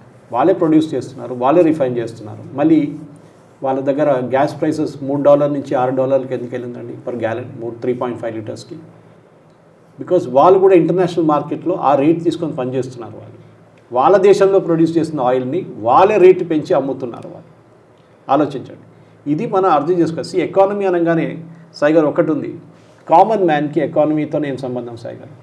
మా ఫ్రెండ్స్, మాకు ఆ గ్రూప్ ఉంది ఒకటి, అది పాత మోదీ గారి గ్రూప్ ఉండే 2014 నుంచి ఫామ్ చేసిన గ్రూప్. దాంట్లో చాలా డిస్కషన్స్ నడుతుంటాయి, చాలా eclectic kind of discussions economy గురించి, స్టాక్ మార్కెట్ గురించి. దాంట్లో ఒక స్టాక్ మార్కెట్ అనలైజర్ ఒక ఆయన ఉన్నారు, runs a big good company in Hyderabad. చాలామంది ఉన్నారు, ఒకరు ఎడ్యుకేషనిస్ట్ ఉన్నారు, ఒక రియల్ ఎస్టేట్ ఆయన ఉన్నారు. సో మనం మాట్లాడుతూ వాళ్ళు ఇదే అంటారు, ఎఫ్డిఐ పోయింది భారతదేశాన్ని నుంచి, FDI has gone out of country. మన దగ్గర ఇప్పుడు కూడా సాయి గారు $703 బిలియన్ ఫారిన్ ఎక్స్చేంజ్ ఉంది మన దగ్గర. మీరు కంపేర్ యాపిల్ టు యాపిల్ చేయాలంటే పాకిస్తాన్ దగ్గర 23 బిలియన్ ఉంది. 23 బిలియన్ ఎక్కడ, 703 బిలియన్ ఎక్కడ? అక్కడిక్కడ 3 బిలియన్ తగ్గుతుంది, మళ్ళీ ఎక్కువ ఇదంతా నడుస్తూ ఉంటుంది.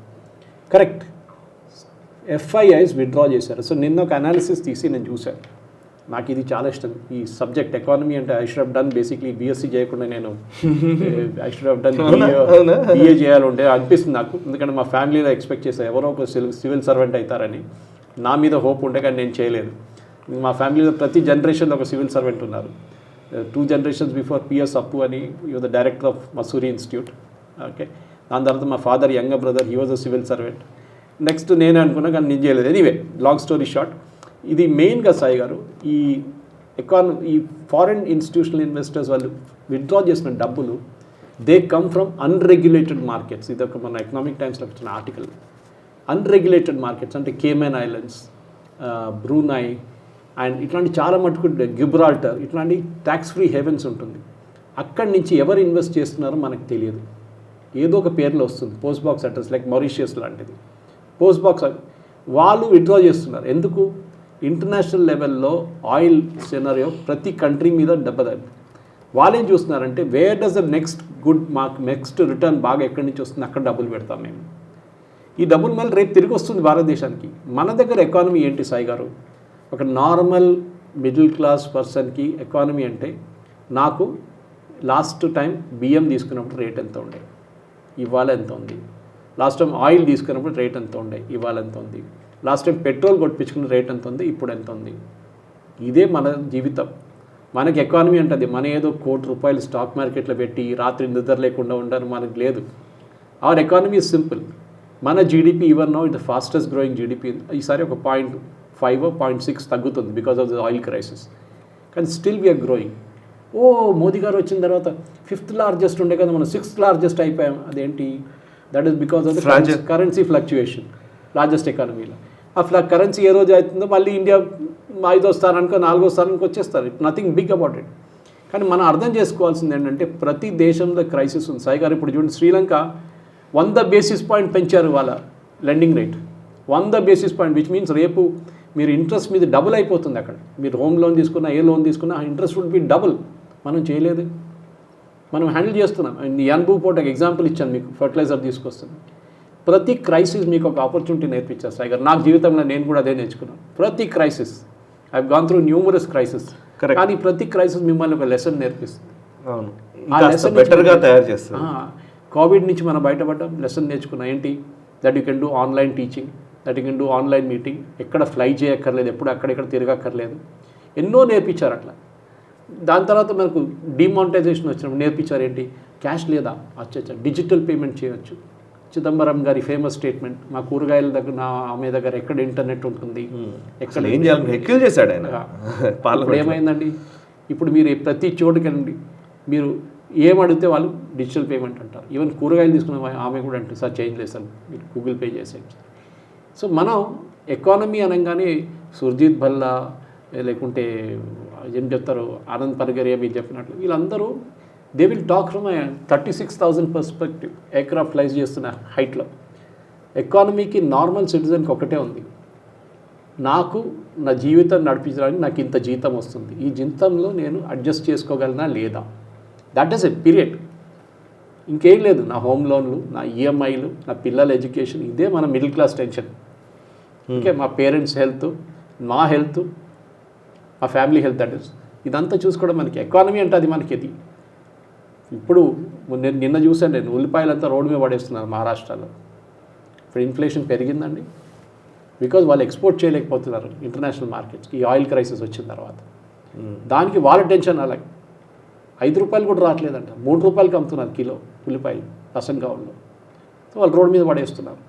సో ఇట్లాంటి చాలా ఉన్నాయి సిచ్యువేషన్. ఒక టైంలో ఉల్లిపాయలతో గవర్నమెంట్లు కూడా పడిపోయాయి, ఉల్లిపాయ రేట్లతోటి.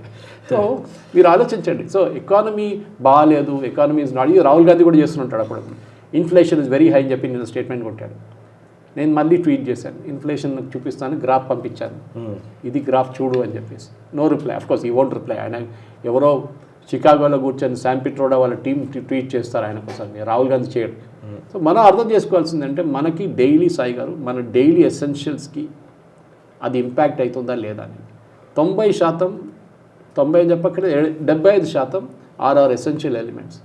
తర్వాత వస్తుంది ఏంటి?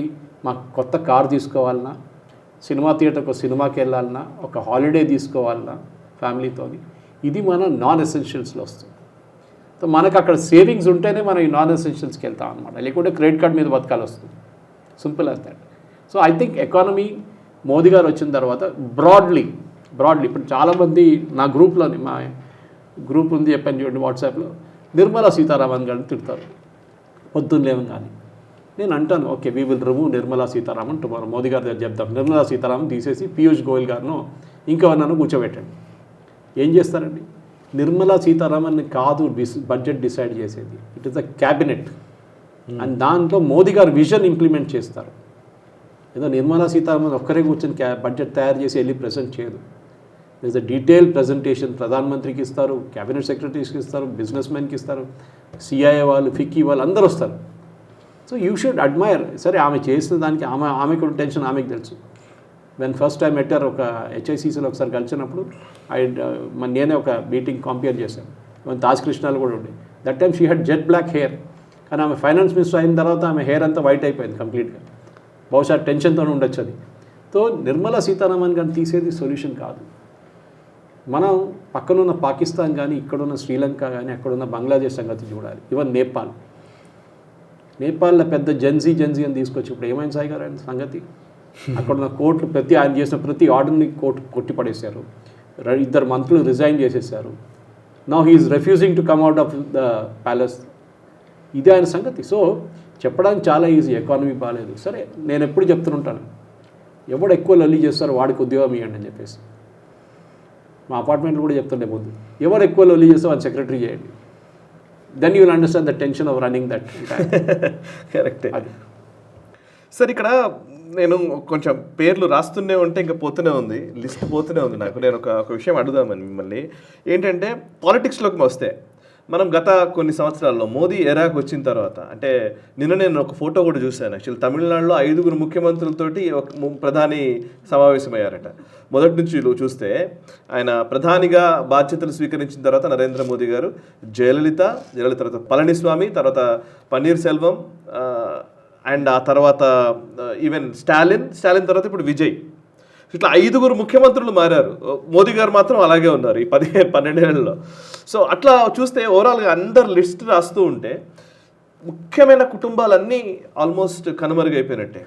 ఫర్ ఎగ్జాంపుల్ ఇప్పుడు ఉద్ధవ్ థాకరే ఫ్యామిలీ, ఉద్ధవ్ థాకరే అవుట్ అయిపోయాడు. పవార్ ఫ్యామిలీ అయిపోయింది. అండ్ ముఫ్తీ ఇవాళ ఏంటో అర్థం కావట్లేదు, అసలు ఏం మాట్లాడడం కూడా లేదు ఆమె. ఓకే, ఒక అబ్దుల్లా కొంచెం అక్కడక్కడ ఏదో జమ్మూ కాశ్మీర్లో పని చేసుకుంటున్నాడు. కానీ యాదవ్స్ ఇద్దరు అవుట్, అటు లాలూ ప్రసాద్ యాదవ్ అండ్ అఖిలేష్ యాదవ్. ఇప్పుడు వాళ్ళ కొడుకులు ఇద్దరు వచ్చారు కానీ వాళ్ళు కూడా ఇర్రెలవెంట్గానే ఉన్నారు. అండ్ ఉమెన్ చీఫ్ మినిస్టర్స్, చాలా పవర్ఫుల్ చీఫ్ మినిస్టర్స్ అంటే కనుక జయలలిత గారు మరణించారు. తర్వాత మాయావతి అసలు పొలిటికల్లీ ఇర్రెలవెంట్ అయిపోయారు. మమతా బెనర్జీ అధికారం కోల్పోయారు. సో ఇవన్నీ చూస్తే నెంబర్ పోతున్నది. నవీన్ పట్నాయక్, చాలా సుదీర్ఘకాలం పాలించినటువంటి నవీన్ పట్నాయక్ వాళ్ళ ఏమయ్యారో తెలియదు. కేసీఆర్ ఎక్కడ కనిపించట్లే. సో ఇట్లా అంటే ఈ గత 12 ఏళ్లలోనే చాలామంది కీలక నాయకులు వాళ్ళ బ్యాషన్స్ అంటారా, వాళ్ళ కోటలు అంటారా, నిర్మించుకున్న కోటలన్నీ కూడా ఆల్మోస్ట్ ధ్వంసం అయిపోయాయి. ఆ కోటల్లో ఇవాళ బీజేపీ పాగా వేస్తూ వస్తోంది. అఫ్కోర్స్ తెలంగాణలో కేసీఆర్ కాకపోవచ్చు కానీ, బట్ ఆల్మోస్ట్ చాలా ప్లేసుల్లో బీజేపీ పాగా వేస్తోంది. దీన్ని ఎట్లా అర్థం చేసుకోవాలి? ఈ ప్రస్థానం ఎటు వెళ్తున్నట్టుగా మనం భావించాలి? పొలిటికల్ ఈక్వేషన్స్ ఏ విధంగా మారుతున్నాయి రోజు రోజుకు? సాయి గారు ఎప్పుడు ఒక ప్రశ్న వచ్చేది, ఆఫ్టర్ మోదీ హూ అని చెప్పేసి. ఫస్ట్ ఇయర్ కాగానే అడిగారు, ఫస్ట్ టర్మ్ కాగానే నెక్స్ట్ టైం మోదీ గారు వస్తారా 2019? మీరు అన్నదానికి నేను కొంచెం యాడ్ చేస్తాను సార్. యాక్చువల్లీ ప్రతిపక్షంలో ఎవరున్నారు, దెర్ ఇస్ నో ఆల్టర్నేటివ్ అనేది ఉండేది. టీనా ఇవాళ అధికార పార్టీలు కూడా ఎవరున్నారు, బీజేపీ మోదీ తర్వాత అనే క్వశ్చనే ఉంది. ఇవాళ ఇటు చర్చ నడుస్తుంది ఎక్కువ. అడ్వాంటేజ్ ఏంటంటే బీజేపీ లాంటి పార్టీల్లో మీరు ఏ పేరు విన్న మనిషిని తీసుకొచ్చి ముఖ్యమంత్రి చేస్తారు వాళ్ళు. అవును, నితిన్ నబీన్ పేరు ఎవరు వినలేదు, బీజేపీ చీఫ్ అయిపోయారు. కరెక్ట్. ఇదే పార్టీ ముందు జానా కృష్ణమూర్తిని తీసుకొచ్చారు, తర్వాత బంగారు లక్ష్మణ్ గారు ఉన్నారు, చాలామంది ఉన్నారు లీడర్షిప్లో. సో మీరు కాంగ్రెస్ లాగా కాదు. కాంగ్రెస్లో ఇప్పుడు మనం చెప్తారు వీళ్ళు వాళ్ళు అని చెప్తారు, కానీ that is not the actual term. కాంగ్రెస్లో చాలా మటుకు కాంగ్రెస్లో కూడా లీడర్స్ ఇప్పుడు లేరు. మీరు దీని గురించి మాట్లాడుతున్నారు మీరు, బట్ ఆపోజిషన్లో ఎవరు లేరంటే ఇప్పుడు మీరు క్లియర్గా చూడండి సాయి గారు, విజయ్ వచ్చారు. విజయ్ గెలిచిన తర్వాత ఇవాళ టీటీకే స్టేట్మెంట్ కూడా వచ్చింది. ఏంటి? That you are killing the Dravidian movement. ఇది ప్రాబ్లం. తో ఏం చేశాడు అంతగా? లేదు, బికాస్ ఆయన ఆ ట్రెడిషనల్ ద్రవిడియన్ మూమెంట్ నుంచి బయటకు వచ్చేసాడు. ఎక్కడ వచ్చాడు సార్? సేమ్ అవే మాట్లాడుతున్నాడు కదా. అంతే. కానీ అయినా వాళ్ళకి అట్లా అనిపిస్తుంది, సూట్ వేసుకోవడం ప్రాబ్లం. ఇక్కడ పచ్చకట్లో కనబడట్లేదు కాదు, మాట్లాడడం కూడా. ఓకే, గుడికి వెళ్ళొద్దు, సనాతన ధర్మాన్ని డెంగ్యూ లాగా చూసుకోవాలి, అది అని చెప్పి అలాంటి భాష వాడట్లేదు అని. Okay, right. ఇది ఏంటో ఇంకేం లేదు. ద మెయిన్ పాయింట్ చాలా క్లియర్ ఏంటంటే, మోదీ గారు థర్డ్ టర్మ్కి వచ్చినప్పుడు చాలామంది అన్నారు మోదీ గారు వీకెస్ట్ పొజిషన్లో ఉన్నారు, 240 సీట్లతో ఏం నడిపిస్తారు గవర్నమెంట్, యాక్చువల్ ప్లేయర్స్ బ్యాక్గ్రౌండ్ నుంచి ఆడబోతుంది మన జేడీయూ పార్టీ అండ్ టీడీపీ అని చెప్పారు. తర్వాత నితీష్ కుమార్ గారు ఇప్పుడు ఎక్కడున్నారు ఆయనకి మనకు కూడా తెలియదు. ఆయన ఉన్నారు రాజ్యసభలో ఎక్కడ పంపించారు ఆయన. ఇటువైపు చంద్రబాబు నాయుడు గారు చాలా క్లియర్గా తెలిసిపోయింది, ఎక్కువ లొల్లి చేస్తే పక్కన పవన్ కళ్యాణ్ ఉంటారు, ఆయన నాకన్నా పెద్ద సనాతన, ధర్మం, ఆయన చూసుకుంటాడు. మళ్ళీ ఇక్కడ ఆంధ్రప్రదేశ్లో డబ్బులు కావాలి నాకు, సెంట్రల్ గవర్నమెంట్ దగ్గర నుంచి ఇన్వెస్ట్మెంట్ తీసుకురావాల్సి వస్తుంది. ఇది చాలా క్లియర్. ఐ థింక్ నా అంచనా ప్రకారం సాయి గారు, మోదీ ఇన్ థర్డ్ టర్మ్ చాలా powerful than Modi in the first term. అందరూ అలా ఉండదేమో అనుకున్నారు 240 సీట్స్ వచ్చేసరికి. కరెక్ట్. ఇది మనం అర్థం చేసుకోవాలి. వై? ఎందుకంటే ఒకటి మీరు చెప్పినట్లు TINA factor, there is no alternative. ఇప్పుడు మీరు రాహుల్ గాంధీ గురించి మాట్లాడుతున్నప్పుడు చూడండి సాయి గారు, ఈసారి -30 సీట్స్ ఇన్ డిఎంకే తమిళనాడు నుంచి, అక్కడ రాదు వాళ్ళకి. ఓకే, వాళ్ళకి ఇచ్చిన 2-3 లోక్సభ సీట్లు ఇస్తారు తమిళనాడు నుంచి. Karnataka they will lose some seats. Bihar పోతుంది మొత్తం. మహారాష్ట్ర లాస్ట్ టైం బీజేపీ ఓడిపోయిన సీట్లన్నీ ఇది main states. Okay, this is where the thing is.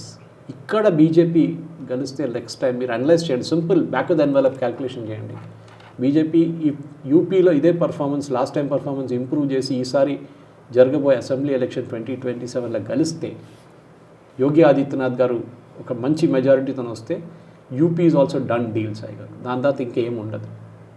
So ఇది మోదీ గారు. కానీ అప్పుడు కూడా అంటారు, ఓ మోదీ 4th టర్మ్ కూడా మోదీ గారు వస్తారా, బోర్ కొడుతుంది కదా మోదీ గారితో, కొత్త ఫేస్ చూడొచ్చా, మన అమిత్ షా గారు వస్తాం, యోగి ఆదిత్యనాథ్ గారు వస్తారా, ఇంకెవరైనా వస్తారా? మోదీ గారికి హెల్త్ బాగున్నప్పుడు దాకా ఆయన నడిపిస్తారు, నో ప్రాబ్లం, ఎవరికి ఇష్యూ లేదు.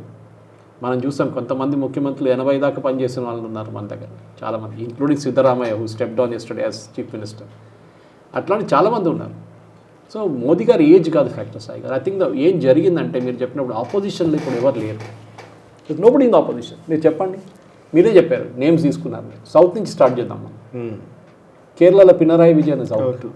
ఓకే, నిన్న ఆయన కూతురు మీ ఇంటి మీద దాడి జరిగిన ఈడీ రేడ్ జరిగిన తర్వాత కార్ మీద ధ్వంసం చేశారు, కార్ కంప్లీట్ డ్యామేజ్ చేశారు వాళ్ళు, సిపిఎం పార్టీ సపోర్ట్. అంత ఫ్రస్ట్రేషన్ ఉంది వాళ్ళు, ఏం చేయలేకపోతున్నారు. తమిళనాడుకు రండి, స్టాలిన్ ఏం చేస్తారు చెప్పండి, సొల్యూషన్ ఏంటి చెప్పండి. విజయ్తో వెళ్తాడో వెళ్ళాడు, ఎందుకంటే Vijay is an alternative. ADMK కలుస్తారో that is still a possibility, still better than విజయ్తో వెళ్ళింది. అక్కడ కూడా లేరు. కర్ణాటక ఇప్పుడు జరిగిన గొడవ తర్వాత మీరు చూడండి, ఇదే దేవరాజ్ అర్స్ టైంలో జరిగింది, ఇదే వీరేంద్ర పాటిల్ టైంలో జరిగింది, ఇదే బంగారప్ప టైంలో జరిగింది.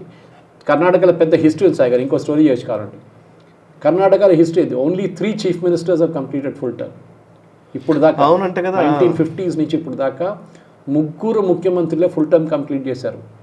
Nijalingappa was 1, and I think Veerendra Patil was 1, and last was Siddaramaiah in the previous term 5 years. ఎవ్వరు కంప్లీట్ చేయలేదు కర్ణాటకలో. అప్పుడు కూడా మనం ఏమంటాం, బీజేపీ కర్ణాటకలో వీక్ అయిపోయారు. ఎస్, ఎందుకంటే వాళ్ళ దగ్గర లీడర్షిప్ లేరు. సరే, సిద్ధరామయ్య గారు ఎక్కడి నుంచి వచ్చారు? ఇదే జేడీఎస్ ఆయన ఎక్స్పెల్ చేసిన తర్వాత సోనియా గాంధీ తీసుకున్నారు ఆయన కాంగ్రెస్లో. Is not a Congress man technically speaking. ఇది ప్రాబ్లం అనమాట. సో మీరు చెప్పండి, ఇప్పుడు ఎవరిని తీసుకొస్తారు? Uddhav Thackeray is out. Okay, కుమారస్వామిని అయితే బీజేపీ ఎట్లా కూర్చోబెట్టారంటే ఇప్పుడు ఆయనకి తెలియదు, ఆయన ఉన్నాడో లేదో అని పోతున్నాడో వస్తున్నాడో తెలియదు ఆయనకి. మాండ్యా పార్టీని 0 పార్టీ చేసేసారు కర్ణాటకలో. ఇటువైపు తమిళనాడు మాట్లాడాం మనం. ఆంధ్ర చంద్రబాబు నాయుడు దగ్గర ఉంది, so far so good. Telangana is a toss up. మీరు అనుకుంటారు మనం తెలంగాణలో బీజేపీ ఏం చేస్తారంటే, ఒక వెస్ట్ బెంగాల్లో పెట్టిన అదే అటెన్షన్ తెలంగాణలో పెడితే BJP would do spectacularly well, even Karnataka పదవి. ఇప్పుడు సౌత్ బీజేపీ దగ్గర లేదని చెప్పిన మనుషులకి ఇదొక ఆన్సర్. ఇది మీరు never take it for granted. ఈ రోజు నేను మళ్ళీ చెప్తున్నాను, వెస్ట్ బెంగాల్లో ఉన్న బీజేపీ లీడర్స్ మొహమ్మద్ యూనిస్కి బొకే పంపించాలి, థ్యాంక్ యూ వెరీ మచ్ అని చెప్పి. బంగ్లాదేశ్లో ఫ్యాక్టర్ చూసిన తర్వాత ప్రతి బెంగాలీ భయపడ్డాడు. యూ డోంట్ రియలైజ్ సాయి గారు, ఇప్పుడు చూడండి ఎన్ని వీడియోస్ మీరు డైలీ చూస్తుంటారు రీల్స్, మహిళల్ని రోడ్డు మీద గుంజుకొచ్చి పెద్ద లీడర్ని అండర్వేర్ మీద తిప్పుతున్నారు రోడ్డు మీద. ఆలోచించండి, they are not small guys, very powerful guys. TMC టైంలో వాళ్ళని ఇప్పుడు మొత్తం షర్ట్ ప్యాంట్ ఇప్పేసి రోడ్డు మీద నడిపిస్తున్నారు, మహిళలు చెప్పులు తీసుకొని కొడుతున్నారు. ఆ ఫ్రస్ట్రేషన్ మీరు ఇంకే స్టేట్లో చూడలేదు. బీహార్లో ఎలక్షన్ జరిగింది కదా, తమిళనాడులో గవర్నమెంట్ మారింది కదా, అక్కడ ఎవరైనా కొట్టారా, చేశారా, ఏం చేయలేదు. ఆ కోపం ఉంది చూడండి, అది బయటకు వచ్చింది సాయి గారు. సో మీరు చెప్పిన మాటకి ఇప్పుడు మోదీ గారు ఆపోజిషన్ నుంచి ఎవరైనా ఉన్నారంటే ఇండియా అలయన్స్ అనే అలయన్సే లేదు. మమతా బెనర్జీ ఒకటి అంటుంది, రాహుల్ గాంధీ ఇంకోటి అంటాడు, ఈ రిలక్టెంట్ పాలిటీషియన్. ఇటువైపు సమాజ్వాదీ పార్టీ అంటున్నారు we'll are getting ready for all the 434 seats అంటున్నారు అఖిలేష్ యాదవ్. అప్పుడు కాంగ్రెస్ పరిస్థితి ఏంటి? ఇప్పుడు డిఎంకేతో బ్రేక్ అయిన తర్వాత డిఎంకే అంటున్నారు వీళ్ళు బ్యాక్ స్టాబర్స్, మేము వీళ్ళు చూసుకుంటామేమో అని చెప్తున్నారు. అప్పుడు మీరు ఏ స్టేట్లో ఉన్నా చెప్పండి, ఒక జార్ఖండ్, ఒక హిమాచల్ ప్రదేశ్ పక్కన పెడితే మీరు ఎక్కడున్నారు? మీరు you are nowhere, wiped out literally. ఇది మీరు నేర్చుకోవాల్సింది. లీడర్షిప్ అనేది it is all about making things possible. Rahul గాంధీతో it is making things impossible. అది డిఫరెన్స్. సార్ అయితే ఇంకా నెక్స్ట్ ఇప్పుడు మీరు ఎందాక అంటున్నారు మొత్తం ఓవరాల్గా పొలిటికల్ పార్టీలు వాళ్ళ వాళ్ళ వ్యవహార శైలి వాటితోటి కొన్ని పార్టీలు క్లోజ్ అయిపోయే పరిస్థితి, నాయకులు పోయే పరిస్థితి ఇవన్నీ వచ్చాయి. బీజేపీ నెక్స్ట్ రాబోయే రోజుల్లో ఎదుర్కొనే ఛాలెంజెస్ ఏంటి? నేను 2029కి జెన్జీ ఉద్యమం అని ఒకరు అంటున్నారు, ఏదో కాక్రోచెస్ అని ఏదో పార్టీ ఒకటి వచ్చింది. రాహుల్ గాంధీయే పదే పదే వైలెన్స్ ని ప్రోత్సహించే విధంగా మాట్లాడుతున్న పరిస్థితులు. ఇప్పుడు ఈ క్రైసిస్ సిచ్యువేషన్ ఉంది కాబట్టి నిజంగానే ఈ క్రైసిస్ సిచ్యువేషన్లో సంక్షోభ స్థితి ఎప్పుడైనా ఉంది అని అంటే మనం కూడా ఇదివరకు చూసేవాళ్ళం కదా, ఈవెన్ తెలుగు రాష్ట్రాల్లో ఇక్కడ వర్షాలు పడకపోతే ప్రభుత్వ వ్యతిరేకత ఎస్టాబ్లిష్ అయిన సందర్భాలు ఉంటాయి. అవునా కదా? ప్రకృతి సరిగ్గా సహకరించినప్పుడు మనం హ్యాపీగా లేము అని అంటే, ఒక ఓటర్ హ్యాపీగా లేనన్నప్పుడు వ్యతిరేకత ప్రభుత్వానికి వెళ్ళిపోయే అవకాశం ఉంటుంది. సో ఇట్లాంటి టైంలో ఈ క్రైసిస్ తర్వాత బీజేపీ అండ్ మోదీ గారు నెక్స్ట్ టర్మ్ మళ్ళీ ఆయన్నే ప్రధానమంత్రిగా వెళ్ళాలి, వెళ్ళకపోతే అక్కడ ప్రధానమంత్రి అభ్యర్థిని మార్చిన సమస్య. సో మీరు ఏం ఎక్స్పెక్ట్ చేస్తున్నారు? రాబోయే నెక్స్ట్ ఇయర్ యూపీ ఎలక్షన్స్ ఉన్నాయి, గుజరాత్ ఎలక్షన్స్ ఉన్నాయి. సో మేజర్ యూపీ గుజరాత్ అనగానే అది బీజేపీ 2029ని డిసైడ్ చేసేవి. ఇక్కడ యూపీలోనే గతంలో ఎలక్షన్స్లో 2024లో నంబర్స్ తగ్గాయి. సో మీ ఎక్స్పెక్టేషన్స్ ఏంటి, ఛాలెంజెస్ ఏంటి బీజేపీ ఎదుర్కొనేవి? ఒక ఛాలెంజ్, మేజర్ ఛాలెంజ్ బీజేపీకి ఉండబోతుంది ఏంటంటే యూపీ. యూపీలో బీజేపీ బాగా పర్ఫామ్ చేస్తే అసెంబ్లీ ఎలక్షన్లో నెక్స్ట్ లోక్సభ త్రూ. ఎప్పుడు అంటారు చూడండి, the party that wins UP will rule the country. అది ఇప్పుడు కూడా కరెక్టే జరుగుతుంది. జవహర్లాల్ నెహ్రూ గారు 2 సార్లు ఫుల్పూర్ నుంచి యూపీ నుంచి పోటీ చేసి గెలిచారు. నాట్ అలహాబాద్. చాలామంది అలహాబాద్ అనుకుంటారు, ఇట్ ఇస్ నాట్ అలహాబాద్. ఆయన కాన్స్టిట్యున్సీ ఫుల్పూర్ ఉంది. సో అదే కాన్స్టిట్యున్సీ నుంచి వీపీ సింగ్ గారు కూడా గెలిచారు. ఓకే. సో ఇప్పుడున్న పరిస్థితుల్లో సాయి గారు బీజేపీకి మేజర్ ఛాలెంజ్ అవబోతుంది యూపీ నుంచి. యూపీ మీద అన్ని మొత్తం ఎఫర్ట్ పెట్టాల్సి వస్తుంది. రెండో స్టేట్ బీజేపీకి ప్రాబ్లం రాబోతుంది కర్ణాటక. ఈ 2 స్టేట్లోనే బీజేపీకి చాలా పెద్ద ఎక్స్పెక్టేషన్. మిగతా స్టేట్లు వాళ్ళ లీడర్స్ వాళ్ళని తీసుకెళ్ళిపోతారు, మొత్తం ప్రాబ్లం లేదు. సువేందు అధికారి ఇన్ బెంగాల్ ఫుల్ ఫ్లోలో ఉన్నారు. ఆయన ఈ హనీమూన్ పీరియడ్ ఇంకో 2-3 సంవత్సరాలు నడుస్తుంది. దాని తర్వాత ప్రశ్నలు అడుగుతారు మనుషులు. అదే టైంలో మీరు ఇంకొక క్రూషియల్ స్టేట్ మన దగ్గర ఉన్నది మహారాష్ట్ర. మహారాష్ట్రలో ఇప్పుడున్న పరిస్థితుల్లో పొలిటికల్ పరిస్థితి చూస్తే ఉద్ధవ్ అండ్ చాలా వీక్ అయిపోయారు. కాంగ్రెస్ నోవేర్. ఇప్పుడు ఎన్సీపీ ఆల్మోస్ట్ బీజేపీలో మర్జ్ అయిపోతున్నట్లు ఉంది ఎన్సీపీ సంగతి చూస్తే. సో బీజేపీకి మహారాష్ట్ర నుంచి ఇంకా 15 సీట్లు ఎక్కువ వస్తే that's a big thing. Bengal నుంచి వాళ్ళకి ఎట్లయినా ఒక 30 సీట్లు వస్తుంది ఇప్పుడు going by the assembly performance.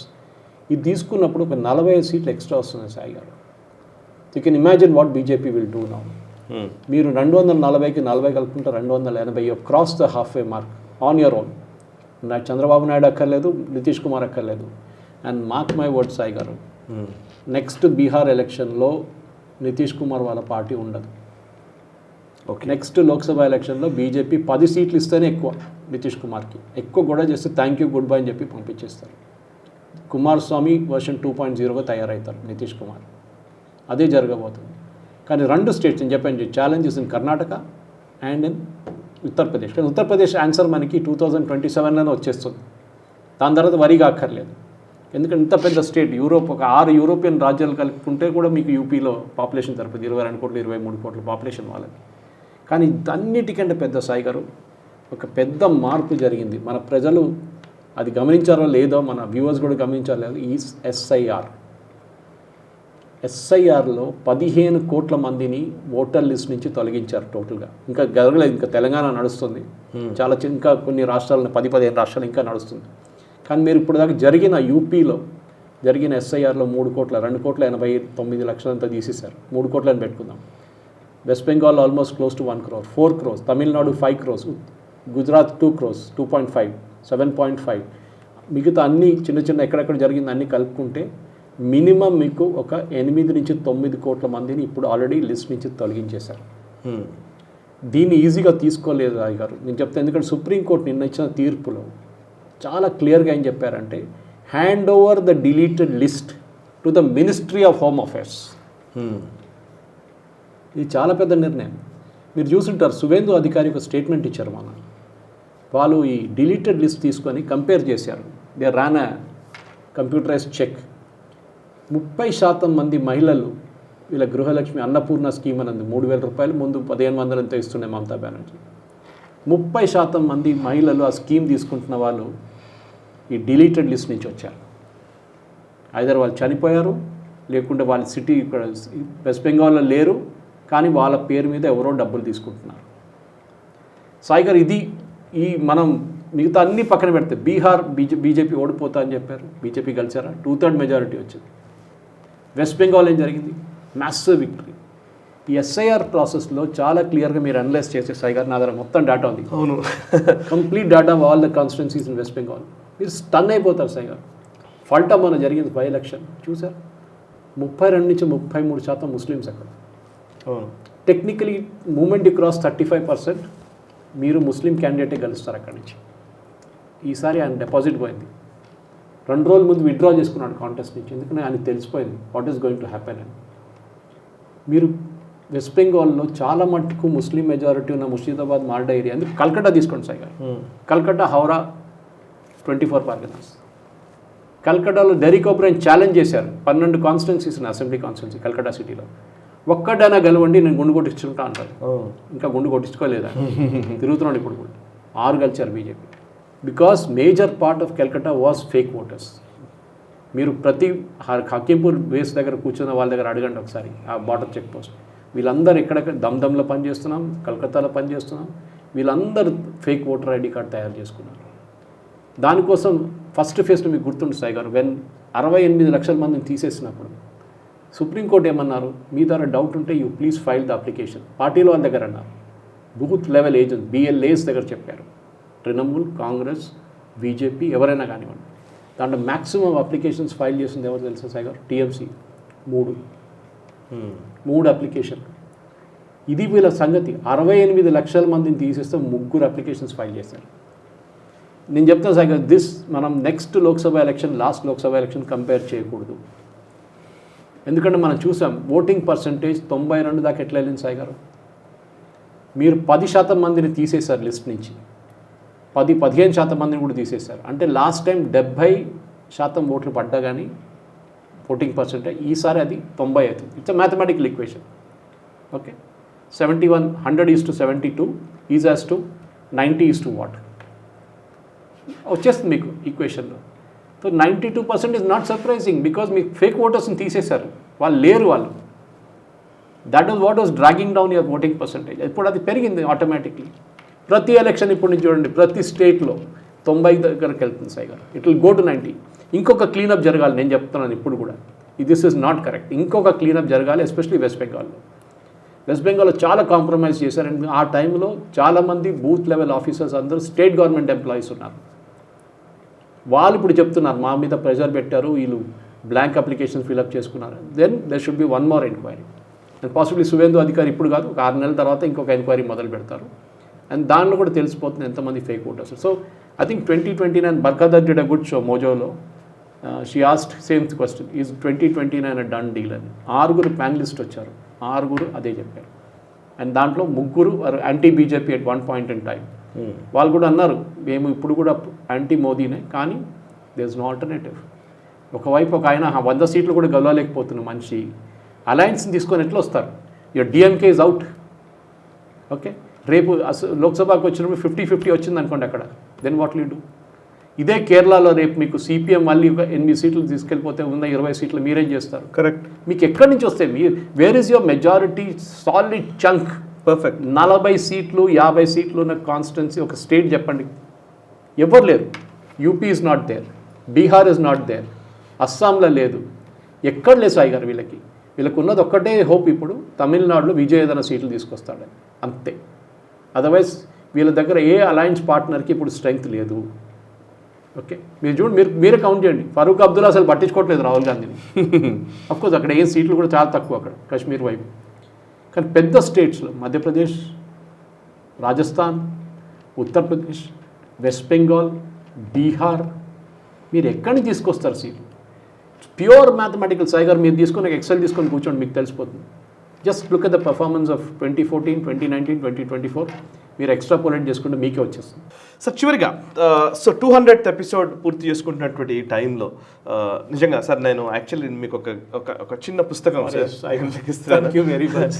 ఇది యాక్చువల్లీ సార్ నాకు ధర్మ డెమోక్రసీ అని how India built the third world's first democracy అని సాల్వటోర్ బాబన్స్ రాసినటువంటి బుక్ సార్. ఇది చాలా బాగుంది, నేను చదివాను. మీరు కూడా please. I met Salvatore in Delhi, Sai garu. Okay, సంవత్సరం ముందు విక్రమ్ సంపత్ ఆర్గనైజ్ చేసిన ఒక 2 రోజుల ఒక వర్క్షాప్ ఉండే, సెమినార్ ఉండే. ఓకే, ఓపెన్ ఎయిర్ సెమినార్ ఉండే. నేను గిరిధర్ గారు కలిసి వెళ్ళాము. అప్పుడు మేమిద్దరు వాళ్ళు 2 రోజులు అటెండ్ చేసాము. అక్కడ సాల్వటోర్ కలిసారు ఒకసారి. Okay, very erudite gentlemen. నాకు అప్రిషియేట్ ఏంటంటే యూజువల్లీ ఫారినర్స్కి ఎప్పుడు ఒక నెగిటివ్ ఇమేజ్ ఉంటుంది. కరెక్ట్ కరెక్ట్, అందుకోసమే నేను కూడా చూసాను. కానీ మన ఇండియన్స్ కన్నా బాగా డిఫెండ్ చేస్తారు ఈయన ఇంటర్నేషనల్ ఫోరంలో. చాలా important sir. Thank you very much. Yes sir thank you very much sir. Suresh Kochattil garu చాలా విషయాలు మీరు ఎప్పుడు మాట్లాడుతూ ఉంటారు. 200 ఎపిసోడ్లు మనం పూర్తి చేసుకున్నాం, కానీ ఇది కంటిన్యూస్గా ఇలా జర్నీ కొనసాగుతూ ఉండాలి. మేము ఇచ్చుకునేది ఏం లేదు, మేము ఇచ్చుకునేది మీకు శిరస్సు వంచి నమస్కారం పెట్టడమే. నిజంగా మీ జ్ఞానానికి, మీ ఆలోచన విధానానికి, మీ వైఖరికి, మీ అనుభవానికి, వీటన్నిటికీ మేము చేతులు జోడించి నమస్కరిస్తున్నాం. మా మొత్తం ప్రేక్షకుల తరపున నేను మీకు నమస్కారం చేస్తున్నాను sir. Really thank you very much. So చూసారు కదా, ఇది ఈ వారం నేషనల్ రౌండప్. నిజంగానే మేము ఒక స్పెషల్ అకేషన్ లాగా సురేష్ కొచ్చాట్ల గారు, నేను, ఈవెన్ గిరిధర్ గారు ఏదైనా ఒక కాలేజ్కి వెళ్ళి అక్కడ స్టూడెంట్స్ మధ్య ఈ షోస్ని కంటిన్యూ చేయాలని మేము కూడా అనుకుంటున్నాము. అక్కడక్కడ వీలైనప్పుడల్లా, వీలు చిక్కినప్పుడల్లా చేయడానికి ప్రయత్నం చేస్తూ ఉన్నాము. యాక్చువల్లీ ఇప్పుడున్న పరిస్థితులు అంతా హాలిడేస్ ఉన్న నేపథ్యంలో స్కూల్లో పిల్లలు చాలామంది లేరు, అంటే కొంచెం కాలేజ్ స్టూడెంట్సే కావాలి కాబట్టి. సో నెక్స్ట్ ఈవెంట్తో మేము ముందుకు వస్తాం మళ్ళీ. అండ్ నెక్స్ట్ వీక్ ఎపిసోడ్లో మళ్ళీ కలుద్దాము. అప్పటివరకు సెలవు. ఈ వీడియోని లైక్ చేయండి, 10 మందికి షేర్ చేయండి, కమెంట్స్ ద్వారా మీ అభిప్రాయాలు మాతో పంచుకోండి. మనసా వాచా కర్మణ, దేశహితం కోసం, నేషనల్ స్టార్.